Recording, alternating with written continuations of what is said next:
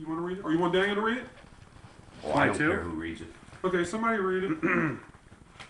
Okay, yeah. The Lord possessed me in the beginning of his way before his works of old. That's verse 22. Yeah, read all the way to continue to read all the way down to like 30. Oh, all right. I was set up from everlasting, from the beginning, or even the earth was. When there was no depths, I was brought forth. Then there were no fountains abounding with water. Before the mountains were settled, before the hills was I brought forth, while as yet he had not made the earth, nor the fields, nor the highest part of the dust of the world. When he prepared the heavens, I was there. When he set a compass upon the face of the depth, when he established the clouds above, when he strengthened the fountains of the deep, when he gave to the sea his decree that the waters should not pass his commandment, when he appointed the fountains of the earth, when I was by him as one brought up, and I was daily his delight, rejoicing always before him.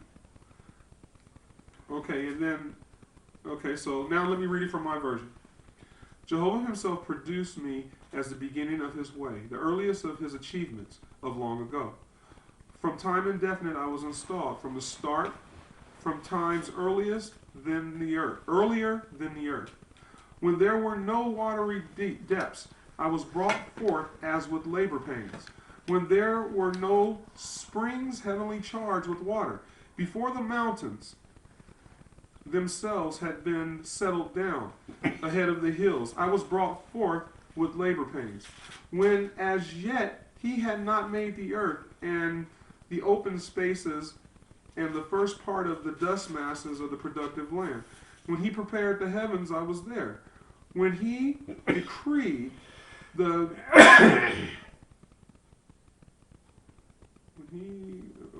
circle upon the face of the watery deep.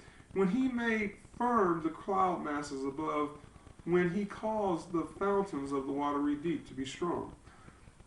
When he set for the sea his decree that the waters themselves should not pass beyond the order. When he decreed the foundation of the earth, then I came to be beside him as his master worker.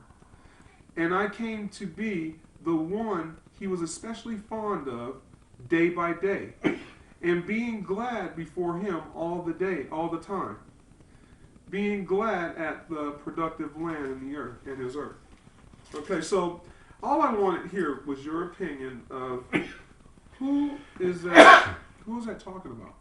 Well, let me say this, with all due respect. When I originally said Matthew 24, in 24, it warns us all that there's going to be false teachers, out there, and somebody is. Okay. Right. Now the question would be: is why is somebody a false teacher or a false prophet? Okay. Well, I think some of them can be devilishly inspired, and others can be simply deceived, and others may just make simple mistakes. Okay. But the fuel for all that is the Word of God. And here we have an example to where this particular series of verses that you just read, I readily can easily see the spin that you're putting on these. And that's something that if you stick with that view, that you're going to essentially live and die with. And that is going to be a conclusion that you draw. Now for myself, I part company with the spin that you're putting on this. Now let me ask you this question. Now you said I put a spin on that, and all we did was read scriptures. Oh, well, first of all, let me say this to you. I didn't fall off the turnip boat the other day. I know what you're implying that this means. That's why you picked this verse. Okay, I know what your implication is. I wasn't born yesterday. So what I'm simply saying, with all due respect, that is what I call a spin, and it's not a degrading thing. Would it be like a negative or? No, it's not. It's neutral. It's just your take on it. It's just a term. It's not a degrading term at all. Okay, so I'm not using it in any degrading sense. Yeah, I could have said that's your opinion. That's your way of looking at it. don't take offense to the word. It's not. I'm not saying that in a negative way. Okay. The term spin. Right. Okay. It's just a term. Because all we're doing is Yeah. sharing. No, I know scriptures. that. Yeah, I know that. So I'm just simply saying I can really understand how you end up with that spin on it. Myself, I have a different spin on it.